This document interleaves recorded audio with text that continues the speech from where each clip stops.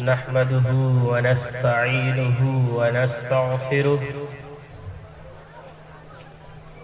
ونؤمن به ونتوكل عليه ونعوذ بالله من شرور أنفسنا ومن سيئات أعمالنا من يهده الله فلا مضل له ومن يضلله فلا هادي له ونشهد أن لا إله إلا الله وحده لا شريك له ونشهد أن محمدا عبده ورسوله أما بعد قال الله تبارك وتعالى في القرآن المجيد والفرقان الحميد أعوذ بالله من الشيطان الرجيم بسم الله الرحمن الرحيم ومن يبتغ غير الإسلام دينا فلن يقبل منه وهو في الآخرة من الخاسرين کبھی کچھ درد رہتا ہے کبھی کچھ سوز رہتا ہے کبھی کچھ درد رہتا ہے کبھی کچھ سوز رہتا ہے ہمارے دل پہ صدمہ ایک نہ ایک ہر روز رہتا ہے ماشاءاللہ اٹھ کی اب بزم جہاں کا اور ہی انداز ہے اٹھ کی اب بزم جہاں کا اور ہی انداز ہے مشرق و مغرب میں تیرے دور کا آغاز ہے اسٹیج پہ تشریف فرما معزز موقر علماء کرام دانشوران قوم وہ سامنے تشریف فرما قابل احترام سامعین کرام وہ پردہ نشین خواتین میری مائیں اور بہنیں قبل اس کے کہ میں آپ حضرات کے سامنے کچھ لب کشائی کی جسارت کروں میں دل کی گہرائی و گیرائی سے فلاح انسانیت فاؤنڈیشن کے اراکین و ذمہ داران کا شکریہ ادا کرتا ہوں اور دربار الہی میں دعا گو ہوں کہ اللہ ان حضرات کے اس مشن کو 4 چاند لگائے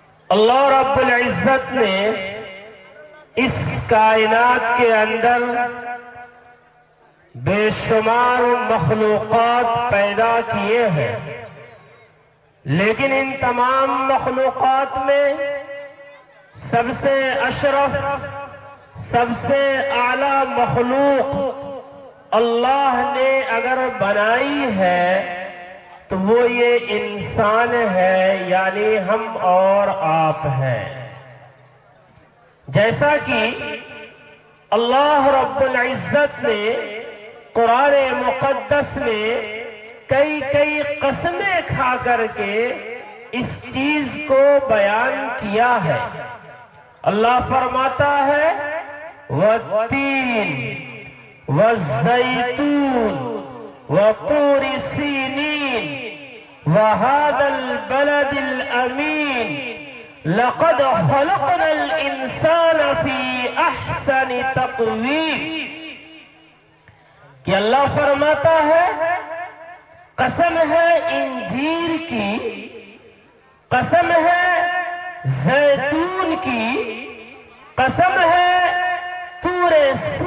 کی اور قسم ہے اس پرامن شہر یعنی مکۃ المکرمہ کی.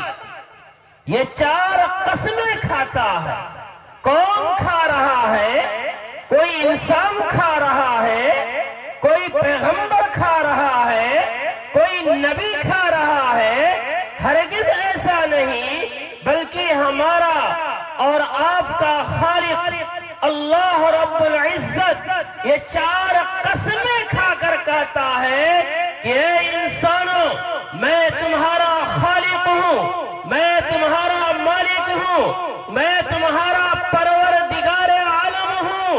میں تمہاری یقین، تمہاری پختگی کے لیے یہ 4 قسمیں کھا کر کے کہتا ہوں کہ لقد خلقنا الانسان فی احسن تقویم، کہ اس کائنات کی سب سے خوبصورت مخلوق ہم نے تم کو بنائی ہے. سب سے خوبصورت سانچے میں اے انسانوں ہم نے تم کو ڈھالا ہے.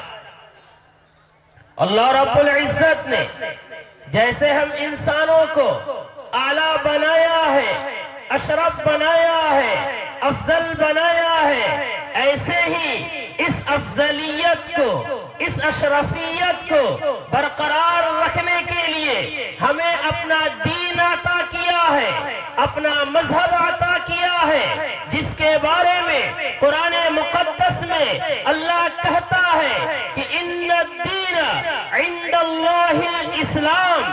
اس کا مطلب یہ ہے کہ اللہ کہتا ہے کہ اے انسانوں، اگر تم چاہتے ہو کہ تم دونوں جہاں میں اعلیٰ بن کے، اشرف بن کے، افضل بن کے باقی رہو، تو یہ جان لو تمہارے لیے یہ لازم ہے، یہ ضروری ہے کہ تم اپنی زندگی کی بود و باش میں، رہن سہن میں، معاملات زندگی میں، معاشرات زندگی میں، طور طریق میں، شادی وواہ میں، زندگی کے ہر معاملے میں تمہارے لیے اگر کوئی دستور زندگی ہونی چاہیے، قانون زندگی ہونی چاہیے، تو وہ دین اسلام ہونا چاہیے، وہ پیغام ہونا چاہیے، وہ طریقہ ہونا چاہیے جو قرآن اور حدیث نے ہمارے سامنے بیان کیا ہے.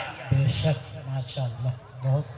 اگر کوئی انسان یہ چاہتا ہے کہ ہم دنیا و آخرت دونوں جہاں میں کامیاب ہو جائیں، کامران ہو جائے، لیکن اس کی زندگی، اس کا طریقہ، اس کا رسم و رواج، اس کا چلن، اس کی نشست و برخاست اگر قرآن اور حدیث کے خلاف ہے، اسلامی تہذیب کے خلاف ہے، نبی کی سنت کے خلاف ہے، صحابہ کے طریقے کے خلاف ہے، اب وہ طریقہ اہل دنیا کے نزدیک چاہے جتنا مقبول ہو جائے، جتنا محبوب ہو جائے، جتنا لوگ قبول کر لیں، لیکن اگر اس کا طریقہ اسلام کے خلاف ہے تو رب کریم نے قرآن میں اعلان کر کے فرما دیا کہ وَمَن يَبْتَغِ غَيْرَ الْإِسْلَامِ دِينًا فَلَن يُقْبَلَ مِنْهُ وَهُوَ فِي الْآخِرَةِ مِنَ الْخَاسِرِينَ. کہ وہ انسان چاہے دنیا والوں کی نظروں میں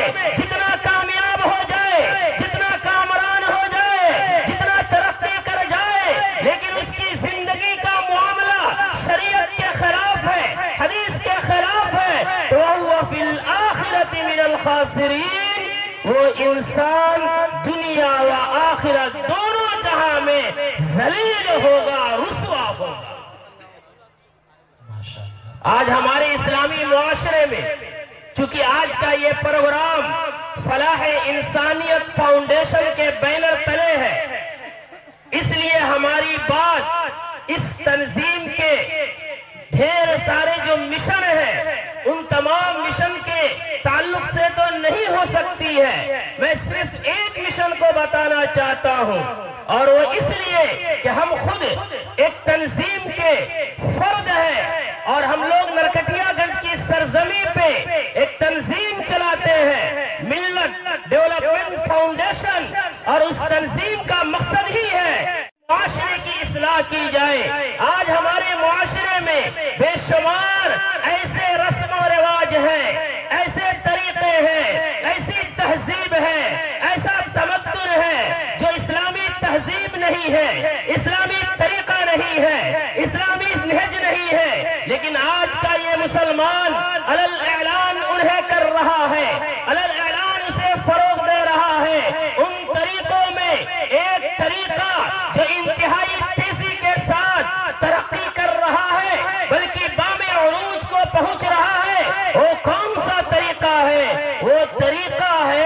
ہمارے معاشرے کے اندر شادیوں میں جہیز کا معاملہ، بے شک کہ جہیز آج عجیب حال ہے.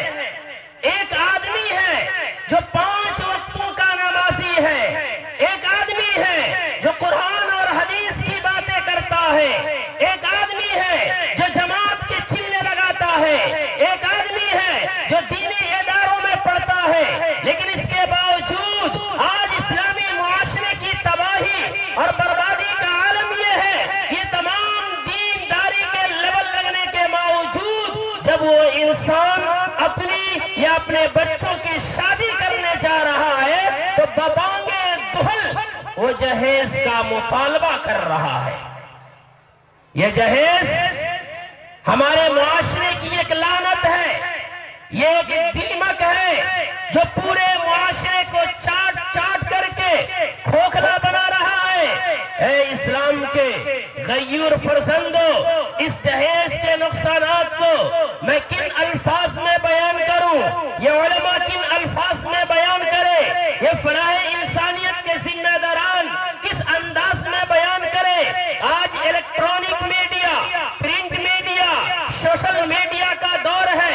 ہر آدمی خبروں کو سن رہا ہے، خبروں کو دیکھ رہا ہے، پوری دنیا کے حالات سے واقف ہے. میں آپ سے پوچھنا چاہتا ہوں، کیا ہم اور آپ اس جہیز کے نقصانات سے واقف نہیں ہیں؟ کیا ہم نے نہیں دیکھا اور ہم نہیں دیکھ رہے ہیں کہ اس جہیز کی وجہ سے کتنی بہن اور بیٹیوں نے خودکشیاں کر لی؟ اس جہیز کی وجہ سے کتنے ہنستے کھیلتے گھر اجاڑ دیے گئے؟ کیا ہماری آنکھوں پہ پٹی پڑ گئی ہے؟ ہم نے اپنے کانوں میں روئی ٹھوس لیا ہے؟ کیا ہم نہیں دیکھ رہے ہیں کہ اس جہیز کی وجہ سے کتنی خوبصورت بیٹیاں، کتنی خوبصورت بیٹیاں بڑھاپے کی عمر کو پہنچ گئی؟ کیا ہم یہ نہیں دیکھ رہے ہیں کہ اس جہیز کی وجہ سے کتنی بہن اور بیٹیوں نے اپنے جسموں پر پیٹرول چھڑک کر کے اپنے آپ کو خاکستر کر دیا؟ کیا ہم نہیں دیکھ رہے ہیں کہ اس جہیز کی وجہ سے کتنی اسلامی شہزادیوں نے ارتداد کی راہ اختیار کر لی ہے؟ ماشاءاللہ بہت خوب. میرے دوستوں اور بزرگوں، میں پوچھنا چاہتا ہوں اپنے معاشرے کے بزرگوں سے، غیرت مند نوجوانوں سے، باحیا ماؤں سے پوچھنا چاہتا ہوں کہ وہ معاشرے کے کون لوگ ہیں جن کی وجہ سے آج اماں عائشہ کی بیٹیاں سڑکوں پہ نیلام کی جا رہی ہیں؟ میں پوچھنا چاہتا ہوں وہ معاشرے کے کون لوگ ہیں جن کی وجہ سے آج غریب کی بیٹیاں خودکشیاں کر رہی ہیں؟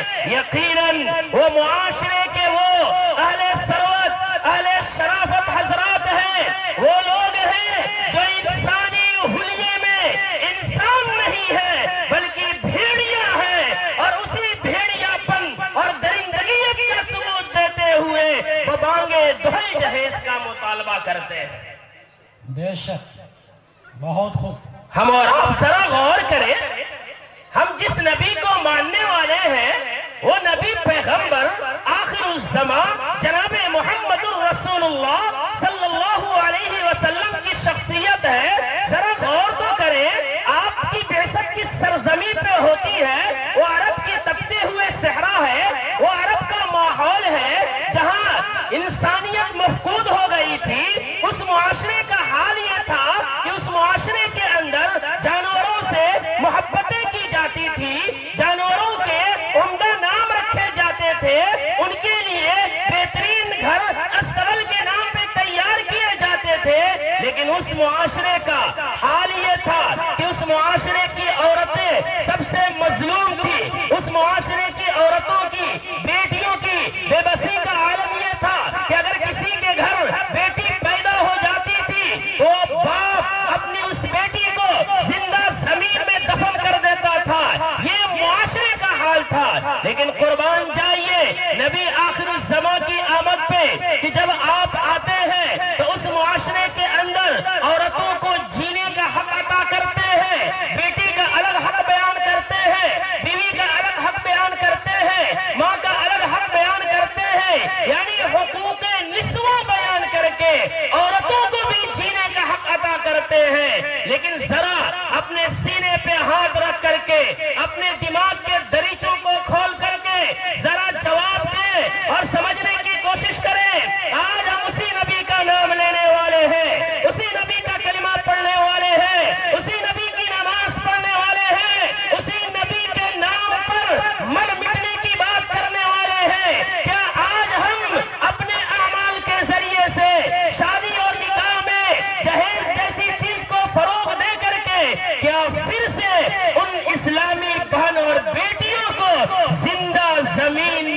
مسلمان ہونے پہ مجبور نہیں کر رہے ہیں؟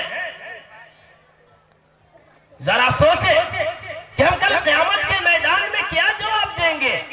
یاد رکھیں، 1 روپیہ اگر ہم جہیز کا لیتے ہیں، چاہے جہیز میں گاڑی لے، چاہے ساز و سامان لے، چاہے زیورات لے، چاہے کپڑے لے، ایک سوئی بھی اگر لڑکی کے باپ سے مانگ کر کے لیتے ہیں، علماء موجود ہیں، خدا پاک کی قسم کھا کے کہہ سکتا ہوں کہ اگر آپ جہیز لینے کے بعد آپ 24 گھنٹہ مسجد میں معتکف ہو جائیں، آپ 24 گھنٹہ اپنی پیشانی کو سجدے میں رکھ دیں، آپ پوری زندگی حج پہ چلے جائیں اور سوچیں کہ رب سے توبہ کر کے اس جہیز کے گناہ کو ہم معاف کرا لیں گے، پھر بھی اللہ اس گناہ کو معاف کرنے والا نہیں ہے۔ عجیب حال ہے، نمازیں بھی ہو رہی ہیں، روزے بھی ہو رہے ہیں، تلاوت قرآن بھی ہو رہا ہے، جماعت کا چلہ بھی چل رہا ہے، مسجد کے محراب میں تقریریں بھی ہو رہی ہے، درس و قرآن بھی ہو رہا ہے، اور جب بچوں کی شادی کرنے جا رہے ہیں تو جہیز کا ڈیمانڈ بھی ہو رہا ہے۔ بے شک یہ کون سی دینداری ہے بھائی؟ یہ کون سی شریعت پر عمل پیرا ہونے کا جذبہ ہے؟ یاد رکھیں، اگر ہم عقل لگائیں گے اور ہوش و حواس کو لگائیں گے تو ہرگز ایک لڑکی کے باپ سے 1 روپیے کا ڈیمانڈ نہیں کریں گے۔ ذرا سوچیں، سمجھنے کی کوشش کریں، یہ تنظیم جو بنائی گئی ہے یہی معاشرے کی تباہیاں ہیں، یہی درد ہے جسے دیکھ کر کے بنایا گیا ہے کہ آج امت کی بیٹیاں نیلام ہو رہی ہے۔ آج اما عائشہ کی بیٹیاں جن کا گود پاکیزہ گود ہونا چاہیے، لیکن ہم نے نکاح اور شادی کو اتنا مشکل بنا دیا کہ وقت پہ شادی نہ ہونے کی وجہ سے جذبات کی رو میں بہ کر کے غیروں کا ٹیسو پیپر بن رہی ہے، جن کی گود سے اولیاء الہی پیدا ہونے کے بجائے شیطان کا چہرہ پیدا ہو رہا ہے۔ اس سارے جرائم کا مجرم معاشرے کے وہ دیوس لوگ ہیں، معاشرے کو کمینے لوگ ہیں، معاشرے کو بغیرت لوگ ہیں جو نکاح کو مشکل بنا رہے ہیں جہیز کے ذریعے سے۔ میرے دوستو، میں یہ کہہ رہا تھا کہ عقل کے اعتبار سے اگر سوچیں گے تو ہرگز جہیز کا مطالبہ نہیں کریں گے۔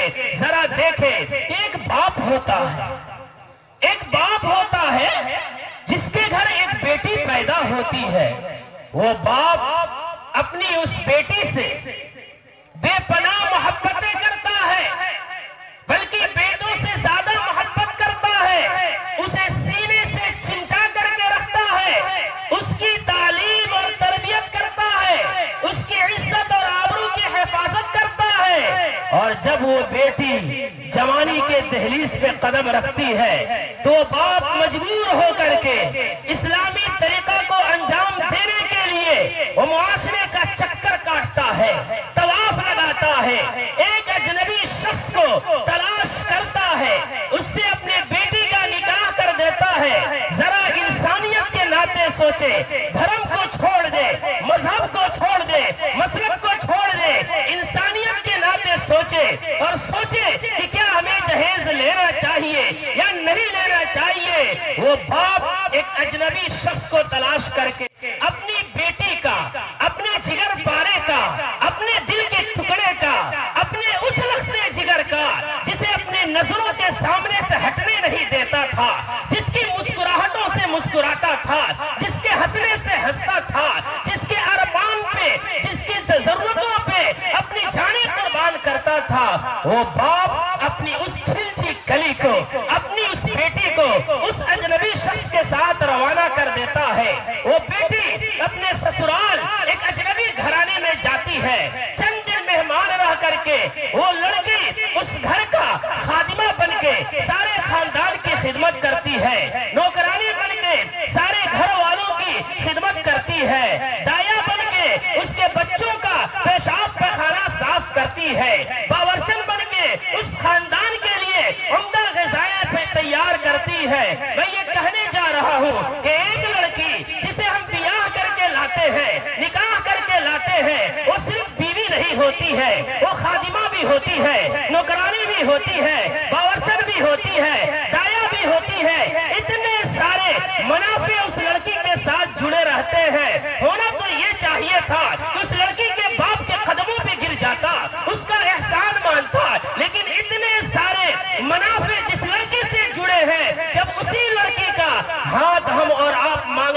کرتے ہیں تو احسان مند ہونے کے بجائے شکر گزاری کا فریضہ انجام دینے کے بجائے انسانیت کے لباس میں بھیڑیا اور درندہ بن کے دیوس اور کمینہ بن کے اس لڑکی کے باپ کے قدموں میں جھکنے کے بجائے تکبر، عناد، بغض اور نخوت کو بروئے کار لاتے ہوئے اس مظلوم باپ سے یہ ڈیمانڈ کرتے ہیں کہ تیری بیٹی سے رشتہ اسی وقت ہوگا جب ہمیں جہیز میں 2 ویلر مل جائے، 4 ویلر مل جائے، اتنے تھن زیورات مل جائے، اتنے آدمیوں کے کپڑے مل جائے۔ پوری زندگی بھیک مانگ کر کے پہنا تھا، آج بچے کی شادی کر رہے ہیں، اس لیے آج ہمیں بھیک میں 10 آدمیوں کو کپڑا دے دے، جب تیری بیٹی سے شادی کریں گے۔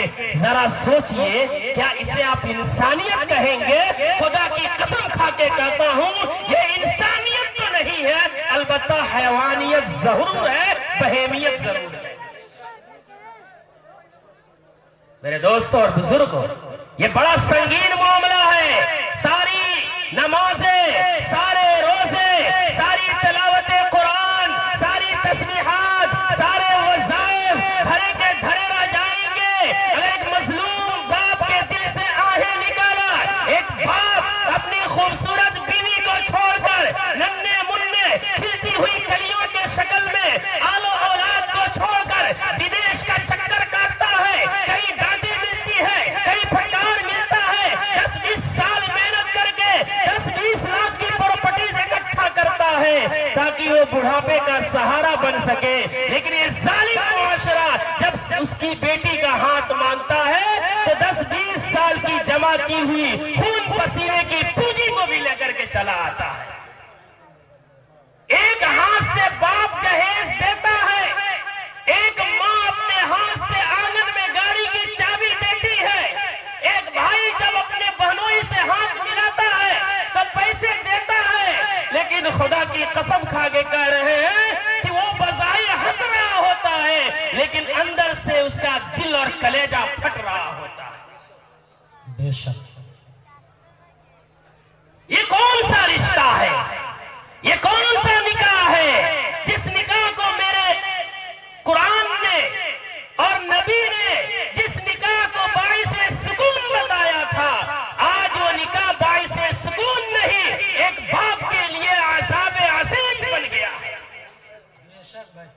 ہمارے معاشرے کے اندر، مجھے معاف کیجئے گا، ہمارے معاشرے کے اندر ایک بھکاری تو وہ ہے جو انتہائی پھٹا پرانا لباس پہنتا ہے، پراگندہ بالوں میں ہوتا ہے، بوسیلہ کپڑوں میں ہوتا ہے، کاسے گدائی ہاتھ میں لیتا ہے اور در در بھٹکتا ہے، ہمارے اور آپ کے سامنے آتا ہے اور کہتا ہے اللہ کے نام پر دے دو، ہم اور آپ 1 روپیہ نکالتے ہیں، اس کے ڈبے میں پھینک دیتے ہیں۔ میں یقین کے ساتھ کہہ رہا ہوں اور ایک تلخ حقیقت بیان کرنے جا رہا ہوں کہ وہ بھکاری اچھا ہے، وہ بھکاری بہتر ہے، اس لیے کہ وہ ہم سے خوشی سے لے رہا ہے، لیکن ایک انٹرنیشنل بھکاری ہے، ایک بڑا فقیر ہے جو انتہائی سوٹ بوٹ میں، عمدہ گاڑیوں میں سوار ہو کر، خوشبوؤں میں معطر ہو کر ایک لڑکی کے دروازے پہ جاتا ہے، انتہائی عمدہ قسم کے ناشتے نوش کرتا ہے، غذائیں کھاتا ہے، لڑکی کو دیکھ کر پسند کرتا ہے اور جب رشتہ طے کرتا ہے تو کہتا ہے کہ میرا بیٹا انجینئر ہے، میرا بیٹا ڈاکٹر ہے، پروفیسر ہے، اس لیے آپ کی بیٹی پسند ہے، خاندان پسند ہے، سب کچھ پسند ہے، لیکن میں رشتہ اسی وقت کروں گا جب جہیز کے یہ ڈیمانڈ آپ پورے کر دیں گے، تب جا کے رشتہ کریں گے۔ معاف کیجئے گا، وہ بھکاری جو پھٹے پرانے لباس میں، پراگندہ بالوں میں، بوسیدہ کپڑوں میں، کاسے گدائی ہاتھ میں لے کر جو مانگ رہا تھا، وہ بھکاری بہتر ہے، اس سے بڑا انٹرنیشنل بھکاری ہے یہ جو دوستی کے ہاتھ میں خون کر رہا ہے، کسی کے جذبات کا قتل کر رہا ہے، کتنے بچوں کی آنکھیں نکال رہا ہے، کتنی ماں کے کلیجے دبا رہا ہے، کتنی بیٹی کو مجبور کر رہا ہے کہ پھانسی کے پھندے لگائے اور مر کے فنا ہو جائے۔ خدا کی قسم یہ وہ گناہ ہے ساری زندگی کی عبادتیں اس گناہ کی معافی نہیں کرا سکتی جب تک کہ وہ مظلوم باپ نہ معاف کرے. اس لیے میرے دوستوں اور بزرگوں، آپ نے اتنا خرچ کیا ہے اور فلاح انسانیت کے بینر تلے آپ نے یہ عظیم پروگرام کرایا ہے، اور اس تنظیم کا مشن اول یہ ہے کہ نکاح کو آسان بنایا جائے. اور نکاح کو آسان بنانے کے لیے سب سے پہلا طریقہ یہ ہو کہ ہم اپنے معاشرے سے جہیز کا خاتمہ کر لیں. بتائیے کریں گے؟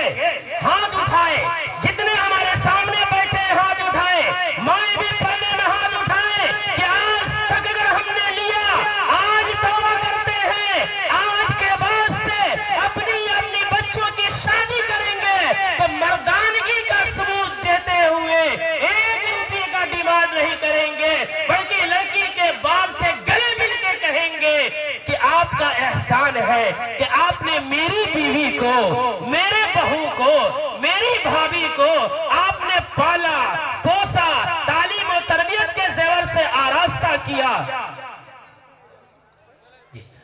تربیت سے آراستہ کیا، اس لیے آپ کا احسان ہے. بغیر پیسے، بغیر جہیز کے ہم رشتہ کریں گے. اللہ نے ہمیں علم دیا ہے، طاقت دیا ہے، ہنر دیا ہے، قوت بازو عطا کی ہے. ہم محنت کر کے، کوشش کر کے ہم اپنے لیے گاڑی خریدیں گے، ساز و سامان خریدیں گے، لیکن جہیز کے نام پہ دیے گئے بھیک کا لقمہ ہمیں ہرگز برداشت نہیں ہے. انشاءاللہ عزم کرتے ہیں، ضرور عمل کریں گے. اسی کے ساتھ نکاح کو مشکل بنانے میں جو اہم کردار ہے ایک جہیز کا، دوسرا جو اہم چیز ہے وہ ہے ہماری شادیوں میں ناچ گانے کا رواج کا.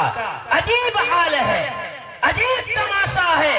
نکاح جو نبی کی سنت ہے، نکاح جو عبادت ہے، اس سنت کو، اس عبادت کو انجام دینے کے وقت ہم ویشیوں کا ناچ کرتے ہیں، ہم بینڈ پارٹی کرتے ہیں، ہم رقص و سرور کی محفلیں سجاتے ہیں. کیا غضب کا تماشا ہے. ذرا سوچئے تو صحیح، ایک آدمی نماز پڑھ رہا ہے، بھائی نماز بھی عبادت ہے نا. ایک آدمی نماز پڑھ رہا ہے، مسجد میں چلا گیا اور نیت باندھ لیا، اور ایک طرف نمازیں پڑھ رہا ہے، دوسری طرف موبائل کی آواز کھول کر کے کوئی گانا بجا رہا ہے. میں آپ سے پوچھنا چاہتا ہوں کہ کیا کوئی آدمی اسے برداشت کرے گا؟ ایک وہ آدمی جو کبھی مسجد نہیں جاتا، کبھی نماز نہیں پڑھتا، وہ بھی جب یہ منظر دیکھے گا کہ یہ نیت باندھ رکھا ہے، نمازیں بھی پڑھ رہا ہے، گانے بھی سن رہا ہے، وہ آدمی بھی اس کو کھینچ کر کے مسجد سے باہر نکال دے گا. آپ لوگ خاموشی سے بیٹھے رہے، آواز جا رہی ہے، آپ لوگ سنتے رہے، انشاءاللہ لائٹ آ جائے گی. تو وہ آدمی اس کو کھینچ کر کے باہر نکال دے گا کہ کمینہ نماز نہیں پڑھتا، نماز کا مذاق اڑا رہا ہے. ٹھیک اسی طرح سے نکاح بھی ایک عبادت ہے، نکاح ایک عبادت ہے. ذرا سوچیں کہ جب نماز عبادت ہے، اس عبادت کے وقت ہم گانا برداشت نہیں کر سکتے، گانا بجانے والا اس عبادت کی توہین کر رہا ہے، تو نکاح بھی عبادت ہے. اس عبادت کے وقت اگر کوئی آرکیسٹرا لائے، اگر کوئی بینڈ پارٹی لائے، اگر کوئی ڈی جے بجائے، اگر کوئی ویشیوں کا ناچ کرے، تو بتائیے کہ وہ نکاح ہو رہا ہے یا نکاح کا مذاق ہو رہا ہے؟ بولیے. نکاح کا مذاق ہو رہا ہے. وہ نکاح نہیں ہے جس میں ناچ ہو رہا ہو، وہ نماز نہیں ہے جس میں گانا سنا جا رہا ہو. جیسے وہ نماز منہ پر مار دی جائے گی، ایسے ہی وہ نکاح بھی منہ پر مار دیا جاتا ہے. اسی کا انجام ہوتا ہے کہ بڑے دھوم دھام سے اور بڑے ارمان سے شادی کر کے بیوی کو لایا. چونکہ ہم نے ناچ کر کے لایا ہے، دوسروں کو نچا کر کے لایا ہے، اس کا اثر یہ پڑتا ہے کہ جب وہ بیٹی بہو بن کے، بیوی بن کے، بھابھی بن کے گھر میں آتی ہے تو پورے خاندان کو نچاتی ہے. سب ناچتے ہیں، سب پریشان ہوتے ہیں.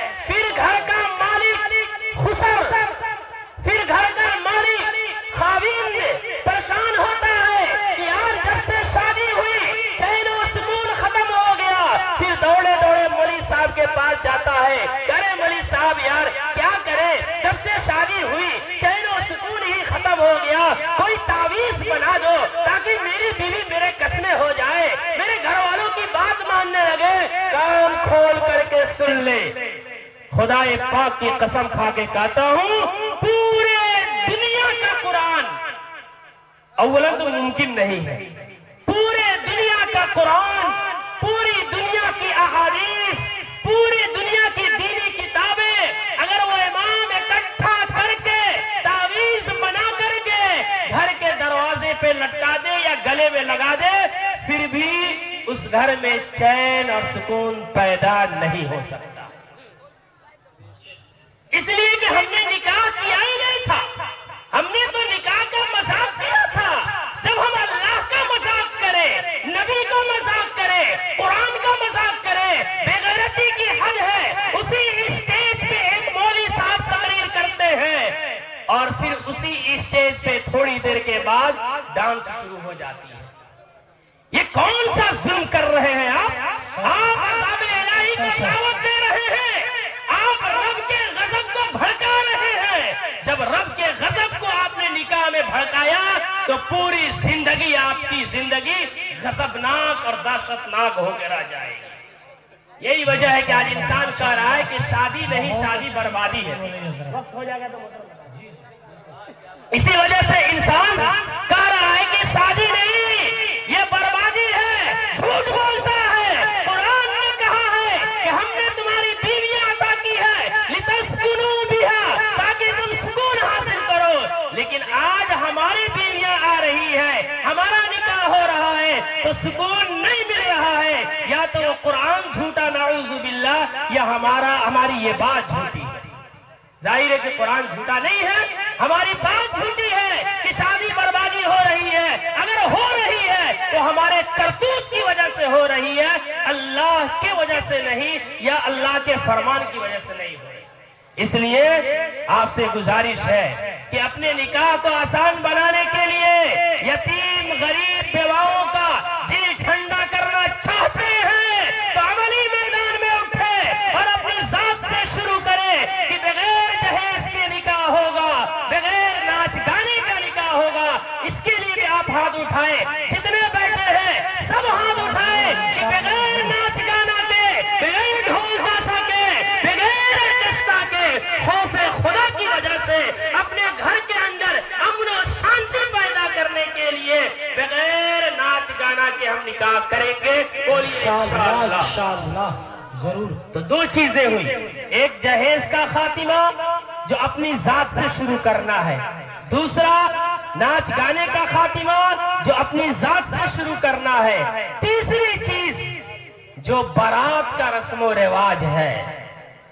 یاد رکھیں یہ تنظیم بنی ہے، یہ بنے گی، اس کے ذمہ داران اپنے مال و جان خرچ کریں گے، لیکن کامیابی اسی وقت ہوگی جب ہم تمام اس کے مشن کو اپنی ذات سے شروع کریں گے نا انشاءاللہ۔ تو تیسری چیز ہے، اب بات میں ختم کروں گا، تیسری چیز ہے جو بارات کا رواج ہے۔ کیا ہی غضب کا تماشا، ذرا سوچئے کہ باراتی مہمان کس کے ہوتے ہیں؟ اب بتائیے گا کہ باراتی کو دعوت لڑکی والا دیتا ہے؟ بولیے نا، زبان اللہ نے دیے، بولیے۔ براتیوں کو دعوت لڑکی والا دیتا ہے؟ نہیں، براتیوں کو دعوت لڑکا والا دیتا ہے۔ ذرا دیکھیں تو یہ فلسفہ جو عقل میں آنے والی نہیں ہے۔ مہمان میرے ہیں، میرے بیٹے کی شادی ہو رہی ہے یا میری شادی ہو رہی ہے تو باراتی مہمان میرے ہیں، لیکن دسترخوان کس کا ہوتا ہے بھائی؟ دسترخوان لڑکی والے کا ہوتا ہے۔ ہمارے گھر مہمان آیا، ہم نے بڑے احترام سے آپ کو بلایا کہ آئیے ہمارے گھر۔ جب آپ ہمارے گھر آئے تو پڑوسی والے سے کہتے بھائی دسترخوان بچھاؤ، مہمان آیا ہے۔ ارے بغیرت مہمان آپ کا آیا ہے، ہمارا مہمان آیا، ہم کھلائیں گے کہ پڑوسی کھلائے گا؟ باراتی مہمان ہمارے ہیں، کھلانا ہے تو ولیمہ کرے، لیکن ولیمہ کی تو طاقت نہیں ہوتی۔ ولیمہ کھلانا ہے تو سڑی مرغی کا گوشت بنوا دیں گے، لیکن جب بارات جاتے ہیں تو ڈیمانڈ ہوتا ہے۔ کیا ہوتا ہے؟ ارے بھائی جان بکری مت بنوائیے گا. ہمارے مہمان جو ہے نا بڑے VIP لوگ ہیں. ارے ہمارے تعلقات تو اتنا بڑا ہوا ہے کہ پورے ہندوستان میں پھیلا ہے. گھر سے گھر کی مرغی بھی اسے نہیں پوچھتی ہے, لیکن وہ دوست جماتا ہے کہ ہمارے براتیوں میں فلاں صاحب ہے, فلاں صاحب ہے, اور ایسے اسپیشل لوگ ہیں جو بکری مرغا کیا بکری بھی نہیں کھاتے. بہترین کھسی کا گوشت بنوانا اور اسی میں بس نہیں فرائی بھی کروانا, اسی میں بس نہیں پنیر بھی بنوانا, یہ ڈیمانڈ ہوتا ہے. اور اس ڈیمانڈ کے ساتھ بھکڑوں کا ایک لشکر لے کے لڑکا والا لڑکی کے دروازے پہ دھاوا بول دیتا ہے. جیسے جنگ کی جاتی ہے تو فوج حملہ کر بیٹھتی ہے, ایسے ہی معاف کیجیے گا, میں سب کو کہہ رہا ہوں, اپنے آپ کو کہہ رہا ہوں, آج آپ بات سن رہے ہیں, آج توبہ کر لیں گے, اللہ معاف کر دے گا. کہ جیسے لڑکی والے کے دروازے پہ ایک حملہ کیا جاتا ہے, پھر دسترخوان لگایا جاتا ہے, ایک ایک لقمہ جو لڑکی والا لوگوں سے مانگ کر کے چندہ کر کے انٹرسٹ اور سود پہ پیسے لے کر کے نظم کیے رہتا ہے. لیکن براتیوں کا ٹھاٹ تو دیکھو کہ ایک پلیٹ بھر لیں گے, 4 بوٹیاں لے لیں گے اور ایک بوٹی کھائیں گے, ایک لقمہ کھائیں گے, سارا کھانا اسی ٹیبل پہ چھوڑ کر اٹھ جائیں گے. ذرا دیکھیں تو اس کے دل پہ کیا گزرتا ہے. جس باپ نے قرض مانگ کے نظم کیا, جس باپ نے بینک لون لے کے نظم کیا, جس باپ نے امیروں کے سامنے ہاتھ پھیلا کے نظم کیا, ایک ایک دانہ اس کے نزدیک قیمتی ہے, لیکن ایسا ظالمانہ سلوک ہوتا ہے کہ آدھا کھانا کھاتے ہیں, آدھا چھوڑ دیتے ہیں. اگر کوئی بول دیا تو جلال آ جاتا ہے, ٹیبل کرسی سب چلنا شروع ہو جاتا ہے. یار ہم انسان ہیں, کیا اس کو انسانیت کہا جائے گا؟ یقین مانیے جو بھی ہو یہ انسانیت نہیں ہے.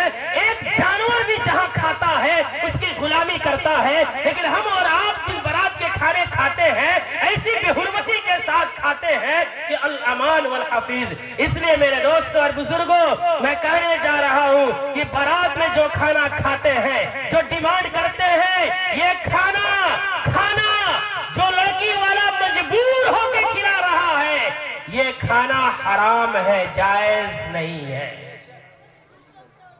کسی کے کلیجے کو پھاڑ کر, کسی کے دل کو ٹکڑا کر کے, کسی کی آہیں نکال کر, کسی بچے کی چیخیں نکال کر, کسی ماں کا فریاد نکال کر اگر ہم ایک لقمہ اس کے دسترخوان پہ کھا رہے ہیں, یہ ضیافت نہیں, جھوٹا نام دیا جا رہا ہے ضیافت کا, یہ ڈکیتی ہے. اور اس ڈکیتی کا ذمہ دار ہوتا ہے لڑکے کا باپ, لڑکا کا گارجین. اور ہم اور آپ مظلوم بن کر کے اس کے شریک کار ہوتے ہیں. اس لیے پوری زندگی اپنے خون پسینے کی کمائی کھاتے ہیں. اس لیے آج عزم ہے کہ ہم اپنے بچوں کی شادی میں جیسے جہیز نہیں لیں گے, ناچ گانا نہیں کریں گے, ایسے ہی ہم بارات بھی نہیں لے جائیں گے. بولیے انشاءاللہ, ہاتھ اٹھا کر کے بولیے, اللہ اس عمل کو قبول کرے گا. اس فلاح انسانیت تنظیم کا مشن کامیاب ہو جائے گا اگر یہاں سے بیٹھنے والے جو لوگ ہیں ان چیزوں پہ عمل کا عزم کر کے جائیں گے کہ شادی میں جہیز نہیں لیں گے, ناچ گانا نہیں کریں گے, اور بارات اپنے گھر کی شادیوں میں نہیں لے جائیں گے. اگر کوئی بارات جانے کی دعوت دے گا تو کہیں گے میرے بھائی اگر تو باغیرت ہے, تیرے اندر قوت ہے, اللہ نے دیا ہے تو ولیمہ کر, ولیمہ سنت ہے, وقت سے پہلے انشاءاللہ حاضر ہوں گے. لیکن بارات میں جو لقمہ کھلایا جاتا ہے, بارات میں جو لقمہ کھلایا جاتا ہے وہ لقمہ آنسوؤں سے ملوث ہوتا ہے, وہ لقمہ آہوں سے بھرا ہوتا ہے, وہ لقمہ درد اور کرب کی آمیزش رہتی ہے. اس لیے ایسا کھانا جو دیکھنے میں تو انتہائی خوشبودار اور انتہائی عمدہ ہو لیکن اندر سے وہ گندگی سے بھی بدتر ہو, وہ کھانا ہم کھانے جانے والے نہیں ہیں. گھر پہ مرچ کھائیں گے, نمک کھائیں گے, لیکن حلال اور اچھا کھائیں گے. تم اپنے گھر پہ ولیمہ کھلاؤ, خشک روٹی کھلاؤ, لیکن بارات کا مرغن کھانا ہم نہیں کھائیں گے. بتائیے عزم کرتے ہیں؟ انشاءاللہ ہم تمام عزم کریں، اللہ کے لیے عزم کریں، اپنی بیٹیوں پہ رحم کھا کے عزم کریں، غریبوں پہ رحم کھا کے عزم کریں کہ انشاءاللہ ہم نکاح کو آسان بنانے کا جو مشن چلایا جا رہا ہے اس فلاح انسانیت تنظیم سے، انشاءاللہ ہم تمام اس مشن کا عملی شریک کار بنیں گے۔ بولیے انشاءاللہ، کریں گے نا؟ وہ پیسہ جو ہمارا بچے گا، جیسا کہ بات کی جا رہی تھی، مکاتب پہ خرچ ہوگا، مدارس پہ خرچ ہوگا، آپ کے بچوں کی تعلیم پہ خرچ ہوگا، وہ پیسہ آپ تنظیم کو دیں گے۔ یہ تنظیم آپ کی نسلوں کو بنانے کا کام کرے گی، سنوارنے کا کام کرے گی۔ ذرا سوچئے کہ اس سے ہمارے معاشرے میں کیسا انقلاب برپا ہوگا۔ اس لیے ہم تمام یہاں عزم کریں۔ میری بات اگر تلخ لگی ہو تو مجھے معاف بھی فرمائیں گے۔ اللہ ہمیں اور آپ کو کہنے سننے سے زیادہ عمل کی توفیق عطا فرمائے۔ وآخر دعوانا ان الحمد للہ رب العالمین۔